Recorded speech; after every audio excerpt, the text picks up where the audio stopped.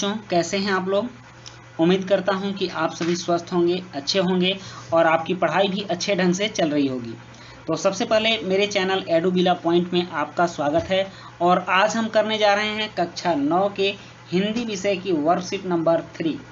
बच्चों, आज की वर्कशीट में हमें नीचे लिखे गए निम्नलिखित गद्यांश को ध्यानपूर्वक पढ़कर पूछे गए प्रश्नों के उत्तर लिखने हैं। तो चलिए शुरू करते हैं। सबसे पहले इसको पढ़ना और उसके बाद इनके प्रश्नों के उत्तर लिखेंगे। अंग्रेजों के आने से पहले भारत में एक परंपरा थी कि साल भर उपज का एक हिस्सा राजा का भाग माना जाता था।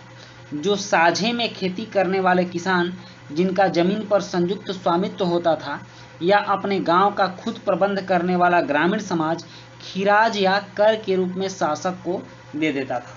इसके कहने का मतलब ये है कि पहले के समय में जो टैक्स था वह टैक्स उपज के हिसाब से बटा हुआ था। जितना अनाज उत्पन्न होगा उसके हिसाब से वो टैक्स था कि आपको आधा देना है, उसमें से 1/3 देना है, 1/4 देना है, इसके हिसाब से चलता था। सालाना पैदावार के घटने बढ़ने के साथ राजा का भाग भी अपने आप घट बढ़ जाता था। जब किसी साल फसल अच्छी होती थी तो राजा को ज़्यादा टैक्स मिलता था, किसी साल फसल खराब होती थी तो राजा को कम टैक्स मिलता था। इससे फसल पैदावार घटने बढ़ने से राजा का इनकम भी घटता बढ़ता रहता था। लेकिन जब भारत में अंग्रेज आए तो अंग्रेज इस समय बहुत चालाक थे, कुटिल थे और उन्होंने चतुराई से काम लिया और अंग्रेजों ने इस पुरानी परंपरा को खत्म करके एक निश्चित नगद रकम के रूप में मालगुजारी लेना शुरू किया। अंग्रेजों ने कहा कि अब से ये प्रथा नहीं चलेगी। अब कुछ पैसे फिक्स कर दिए जाएंगे। आपके खेत में अनाज उत्पन्न हो या ना हो, आपको मालगुजारी देनी होगी। मालगुजारी का मतलब कि आप जितने खेत पर खेती करते हैं उस पर कुछ पैसा बांध दिया जाएगा। जैसे अगर आप 1 एकड़ में खेती करते हैं तो 1 एकड़ के लिए 2 रुपया 5 रुपया उस समय के हिसाब से आपको उतना टैक्स देना होगा। आप चाहे उसमें जितना भी अन्न उपजाएं, उससे राज्य को कोई मतलब नहीं है। आप उसको परती रखें, कोई खेती ना करें, उससे भी राज्य को कोई मतलब नहीं है। मतलब ये है कि जितना पैसा उस पर निर्धारित किया गया है उतना पैसा आपको देना होगा। तो इसको मालगुजारी कहा गया। अंग्रेजों ने मालगुजारी लेना शुरू किया। यह रकम जमीन के हिसाब से तय की जाती थी और साल भर में पैदावार चाहे कम हुई हो या ज़्यादा, जो रकम पहले से तय कर दी गई थी वहीं वसूल की जाती थी और ज़्यादातर मालगुजारी अलग अलग व्यक्तियों पर लगाई जाती थी।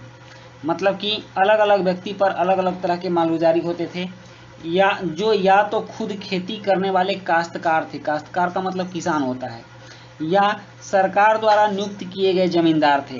काश्तकारों पर भी मालगुजारी लगाई गई थी और जमींदारों पर भी लगाई जाती थी।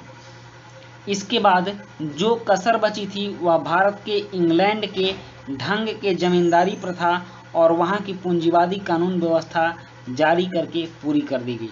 उसके बाद जो कुछ भी बचा था उसमें क्या हुआ कि इंग्लैंड में जो जमींदारी प्रथा थी वो जमींदारी प्रथा भारत में लागू कर दी गई और कुछ जमींदारों को यह अधिकार दे दिया गया कि वह अपने क्षेत्र से पैसा वसूल करके अंग्रेजों को दे, सरकार को दे। और यह पूंजीवादी व्यवस्था, जमींदार जो थे वह धनी लोग थे और वह बहुत सारे ज़मीन पर कब्जा किए हुए थे या सरकार की ओर से ज़मीन लिए हुए थे। वह अपनी खेत पर खेती करने के लिए किसानों को देते थे और किसानों से टैक्स वसूलते थे। उस टैक्स को वो सरकारों के पास जमा कर देते थे। तो इस तरह से धीरे धीरे वहाँ पूंजीवादी कानून व्यवस्था जारी करके पूरी कर दी गई। मतलब कि पूंजीवादी कानून व्यवस्था जारी कर दी गई। जो पूंजीवादी लोग थे, बड़े बड़े धनी लोग थे, उनका प्रभुत्व बढ़ता गया और गरीब धीरे धीरे गरीब होते गए। इस परिवर्तन के द्वारा व्यवहार में अंग्रेज विजेताओं की हुकूमत का सारा जमीन पर अंतिम अधिकार कायम हो गया। इस तरह से अंग्रेजों का अधिकार कायम हो गया। भारत के सारे जमीन पर अंग्रेज का अधिकार हो गया और किसान महज दूसरे की जमीन पर लगान देकर खेती करने वाला बन गया। और किसान क्या हो गया? तो किसान हो गया कि दूसरे की ज़मीन पर वो लगान देकर खेती करेगा। जब तक लगान देता रहेगा तब तक खेती करता रहेगा। लगान देना जिस दिन बंद करेगा ज़मीन उससे छीन जाएगी। लगान ना देने पर उसे ज़मीन से बेदखल किया जा सकता था। मतलब कि जब लगान नहीं देगा तो उसकी ज़मीन उससे छीन जाएगी और वो बेदखल हो जाएगा। ये किसान ही नहीं, ज़मींदारों के साथ भी यही व्यवस्था थी। या अंग्रेज़ सरकार ने ज़मीन कुछ ऐसे लोगों को दे दी जिनको उसने ज़मींदार नामजद करना पसंद किया। मतलब कि कुछ वैसे लोग जो ज़मींदार थे और बहुत बड़ी बड़ी जागीरें थी उनके पास, बड़े बड़े खेत के टुकड़े थे, उन लोगों को भी अंग्रेज़ों ने दिया। यह लोग भी सरकार की मर्जी से ही ज़मीन के मालिक थे और मालगुजारी ना देने पर उनसे भी ज़मीन छीन ली जा सकती थी। मतलब कि ज़मींदारों से भी ज़मीन छीन ली जा सकती थी। ऐसा अंग्रेज़ों का कानून था और इस तरह का कानून बनाया था लॉर्ड कॉर्नवालिस ने, जिसको कि अस्थाई बंदोबस्त का नियम कहा जाता है।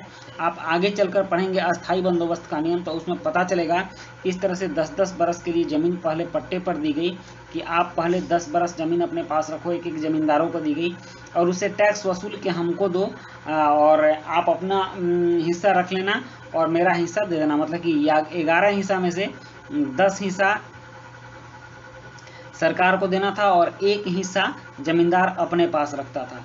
तो इस तरह से जमींदारी प्रथा चलती थी और यह व्यवस्था बनाई अंग्रेजों ने। नहीं तो पहले, इससे पहले कौन सी व्यवस्था चलती थी? तो इससे पहले व्यवस्था थी कि लोग जितना फसल उपजाएंगे उसके हिसाब से राजा को टैक्स देंगे, कर देंगे। उपज अगर ज़्यादा होगी तो राजा का टैक्स ज़्यादा जाएगा और उपज अगर कम होगी तो राजा का टैक्स कम होगा। तो और उसके बाद मालगुजारी व्यवस्था अंग्रेजों ने ला दी कि आपकी उपज चाहे जितनी भी हो, आपको एक फिक्स रेट टैक्स के रूप में देना होगा। तो चलिए अब इसके प्रश्नों को करते हैं। यहाँ कुछ प्रश्न दिए गए हैं, जैसे मालगुजारी, जमींदारी, ज़्यादातर शब्दों में प्रत्यय छांटिए और सालाना शब्द से आप क्या समझते हैं। अपने परिवार की सहायता से उपरोक्त गद्यांश में से उर्दू के शब्द छांटिए। और चौथा प्रश्न है कि जमीन, मालिक, राजा के विलोम शब्द लिखिए। पांचवा है इस गद्यांश के लिए उपयुक्त शीर्षक लिखिए। तो चलिए बच्चों अब इन प्रश्नों का उत्तर करते हैं। प्रश्न एक है कि मालगुजारी, जमींदारी, ज़्यादातर शब्दों में से प्रत्यय छांटिए। तो इसका उदाहरण भी दिया हुआ है, पूंजीवादी मतलब पूंजी जोड़ वादी। तो इसका उत्तर है माल जोड़ गुजारी, मालगुजारी, जमीन जोड़ दारी, इसमें ये सब प्रत्यय है, जमींदारी, और ज़्यादा जोड़ तर, ये प्रत्यय है, ज़्यादातर। अब प्रश्न 2 है सालाना शब्द से आप क्या समझते हैं। तो इसका उत्तर है कि सालाना शब्द का मतलब साल में एक बार होता है। और प्रश्न 3 है अपने परिवार की सहायता से उपरोक्त गद्यांश में से उर्दू के शब्द छांटिए। तो यहाँ देखिए, खुद, खिराज, रकम, वसूल, काश्तकार, कसर, हुकूमत, बेदखल, नामजद, मालगुजारी इत्यादि उर्दू के शब्द हैं।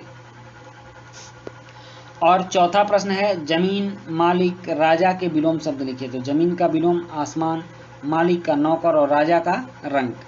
इसके बाद प्रश्न 5 है इस गद्यांश के लिए उपयुक्त शीर्षक लिखिए। तो इसका शीर्षक हमने लिखा मालगुजारी, या आप लिख सकते हैं नई कर व्यवस्था, उसको भी लिख सकते हैं। तो बच्चों ये थी हमारी आज की हिंदी की वर्कशीट। वीडियो अच्छी लगी हो तो लाइक, सब्सक्राइब, कमेंट जरूर कीजिएगा। मिलते हैं नेक्स्ट वीडियो में। Thank you.